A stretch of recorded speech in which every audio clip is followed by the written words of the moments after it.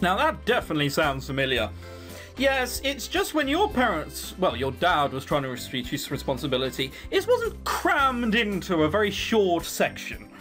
Well, it was just written better. Jesus Christ. His bad face looks really, really bad. You could just stick Lucifer under it and I know what it meant.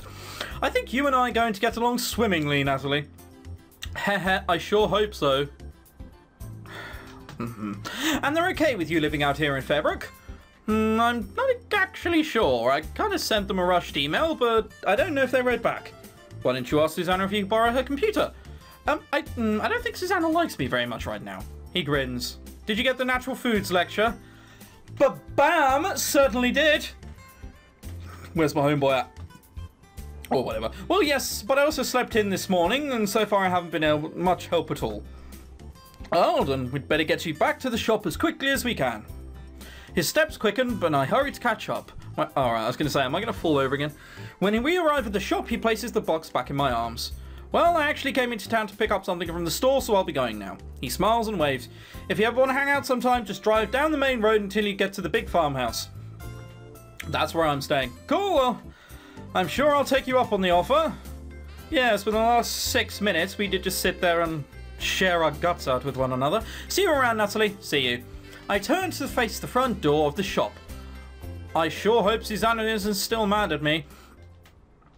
With a deep breath, I push the door open and enter. Natalie, I'm glad you're back. I was wondering if... Susanna stopped short at the sight of the large box in my hands. You already got it. You mean the package for you at the general store? I smile proudly. It's all here. Susanna looks relieved. Thank you. I lay it on the ground carefully. What's in it anyway?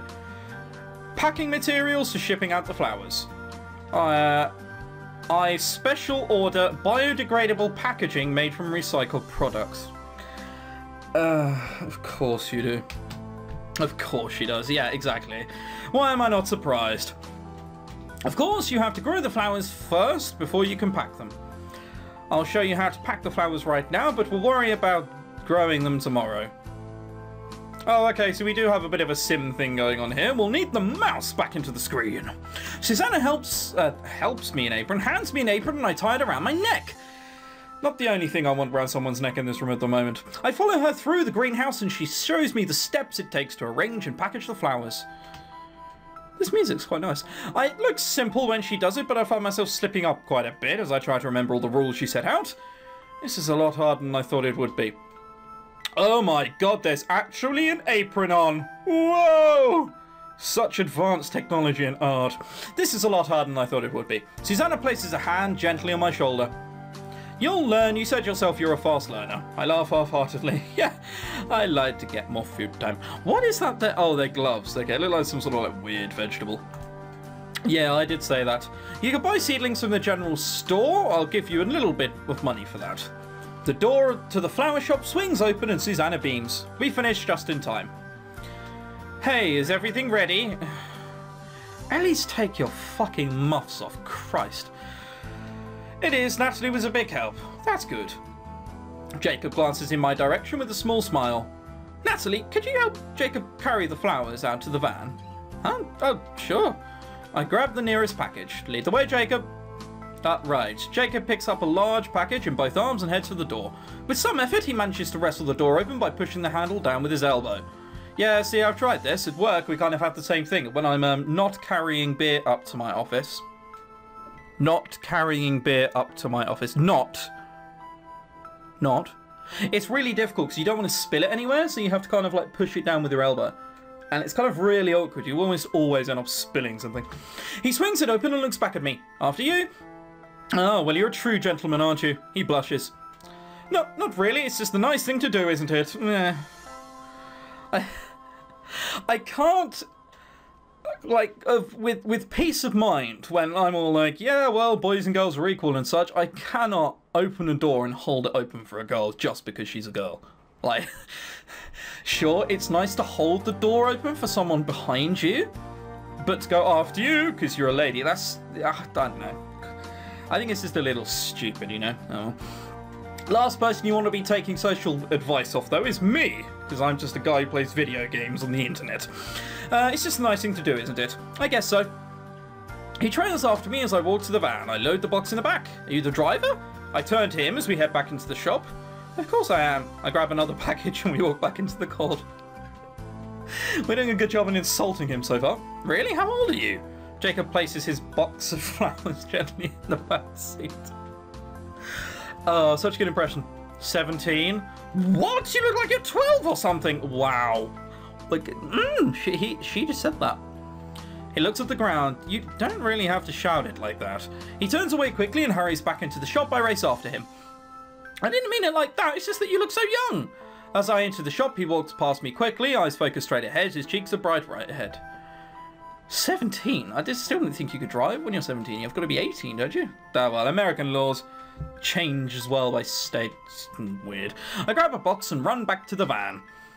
Okay, I exaggerated. You look more 50. Oh my god, stop talking. Just say sorry. He turns an even deeper shade of red. Okay, I guess that wasn't the most comforting thing in the world.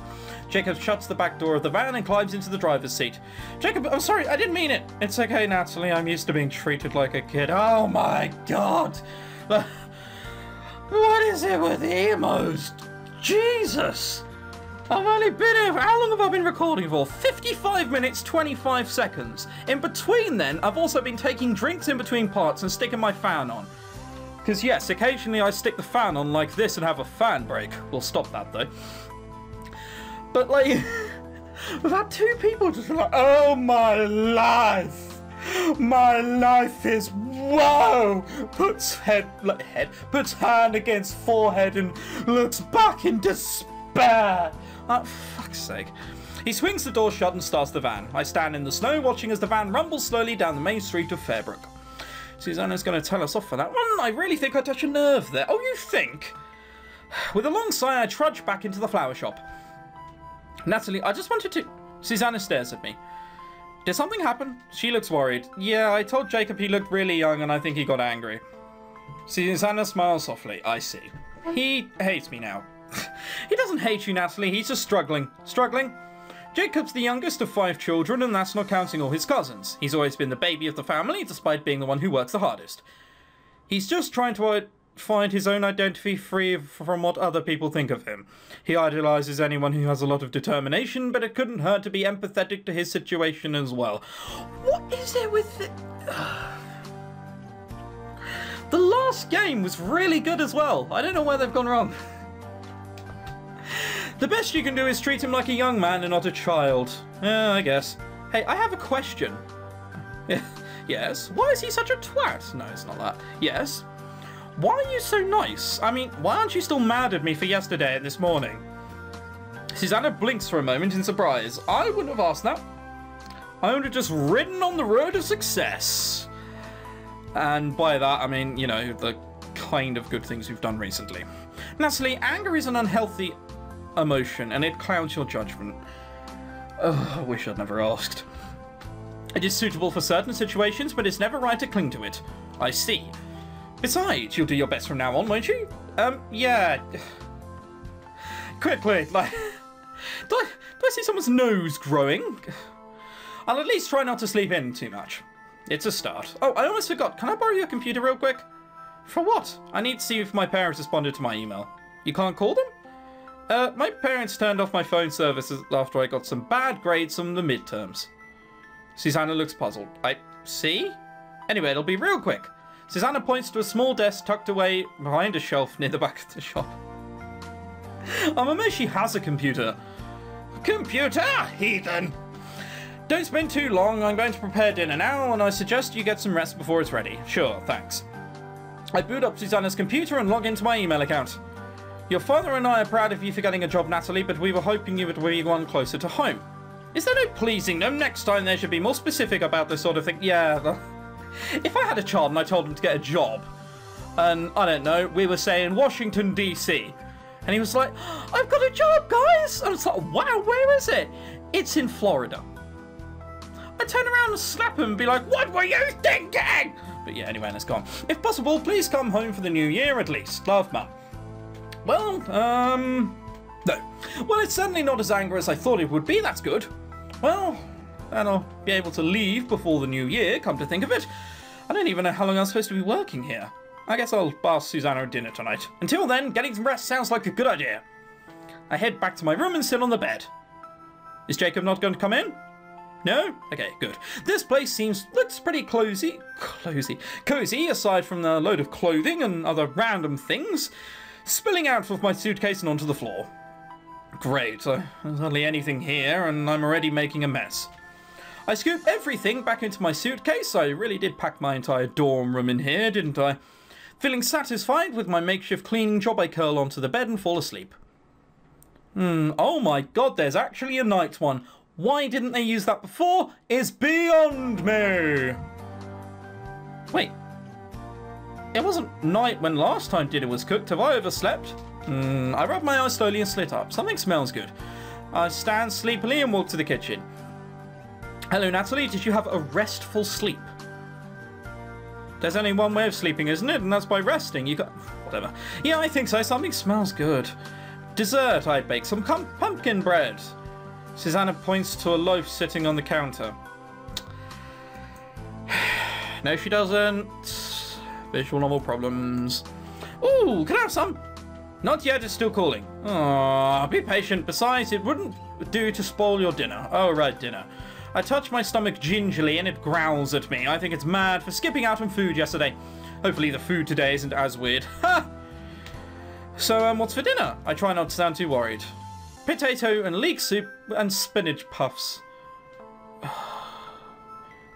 That sounds disgusting. That doesn't sound too bad. I don't like leek. It isn't. Is Jacob going to be here tonight? Not today. He'll come by to work tomorrow, though. Right. We sit down to eat and I tackle the soup first. Hang on. In the last game, didn't Jacob start working much more in the farm? Why is he not working for Susanna? What the fuck do I know? We sit down to eat and I tackle the soup first. I don't know if it's the food or my hunger, but this definitely seems like an improvement over yesterday. Oh my, you're suddenly hungry. Well, I was out all day, you know. I respond through mouthfuls of spinach puffs. Don't forget that there's pumpkin bread. How could I? Don't worry, there's plenty of space. No, there's not. You're going to get to the end of the pumpkin bread and be dying. I'm calling it now. Susanna laughs quietly and refills my bowl of soup. I'm glad to hear it. By the way, I got an email from my mum. Yes, she says that she and Dad want to see me before I go back to school, like for the new year. Is that okay? Susanna pauses to think for a moment before responding. The busiest days are the ones leading up to Christmas. I'm sure I can handle the demand after that. It would be best if you could stay at least until Christmas is over. Does that sound fair? Yes, that's fine. I'll let them know. Thanks. Thank you for asking me. After dinner, Susanna gathers the dishes and takes them to the kitchen. Still don't know how long I'm going to be working here. I'll take care of these, Natalie. You should go to bed early. Why? Susanna looks surprised. Because you have to wake up early for work tomorrow? She speaks as if I should have already known that. Well, I should have. Oh, for fuck's sake! Oh, something I've only just noticed, which I imagine several of you have already pointed out. Right, hang on. What we're going to do at the moment, we're just going to skip back. I'm going to keep skipping until a certain extent. What? We can't... This is the only place you can go back to. Okay, look. The point I was going to make is... fuck's sake. I can't scroll back now for whatever reason. Yeah, that's as far as it goes. Alright, hang on. Right, what I was going to point out is it was dark upstairs, right? It was pitch fucking black. What do we see here? Oh, wait. We see fucking bright as day. Visual novels! Whatever. We'll normally do all the arrangement and packaging in the morning, so Jacob can take them all to be shipped in the afternoon. After that, you're welcome to do with what you please with the rest of your day. You may stay in the greenhouse to help me tend the flowers. I'll pay you extra if you do. Otherwise, you're free to do as you please with your time. I'm sure you'll want to explore Fairbrook or meet some of the people who live around here. I've already met them all. Yeah, I already met a bunch of people today. Excellent. Not going to ask who, though. She doesn't care that much. She looks pleased. Well, I am pretty worn out. I guess I'll head to bed now. I'll see you bright and early tomorrow morning. Yeah, see you. I head to the computer to send an email to my mum. Susanna says I should stay through Christmas. I can come home after that. Alright, I'm sure Mum will be happy with that. Such blunt emails. I quickly get ready for sleep and leap into my bed. Today feels like it went by so quickly. Then again, I did sleep a good portion of it. It was nice meeting everyone today. Steve seems like a lot of fun. I definitely want to visit him soon. Yes, he seems fun in the kind of way going to see a Shakespeare play is fun. It's good, but you are going to feel slightly depressed after everyone dying halfway through. Who else? Trent seems cool, plus he's hot. It's obvious he's smitten with Marianne, though. Yeah, we can leave him to go with Marianne. I'm not sure what to think of Ryan. I doubt he's the sort of guy who enjoys holding hands and long walks on the beach. Already sizing up romance options. Why? Like, we're here for completely different reasons. Steve went originally in summer in Fairbrook because he was a penis, right? We all know that much. And one of the reasons his girlfriend dumped him is because he was a prick, but one of the things is he kept looking at a girl jogging by who was quite cute, right? So he got there at the end of the first day after meeting everyone and being like, wow, well, this person's pretty that person's pretty cute. And then he said to himself, oh, what am I doing? Like, if I want Jill back, I have to do this. So there was a reason for him to sum every girl up and be like, oh, I might be in with a chance there.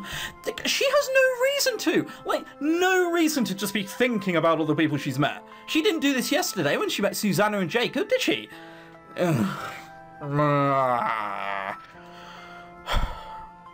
can only get better. This is the second day. I'm sure the minigame will start tomorrow as well and all will be fine.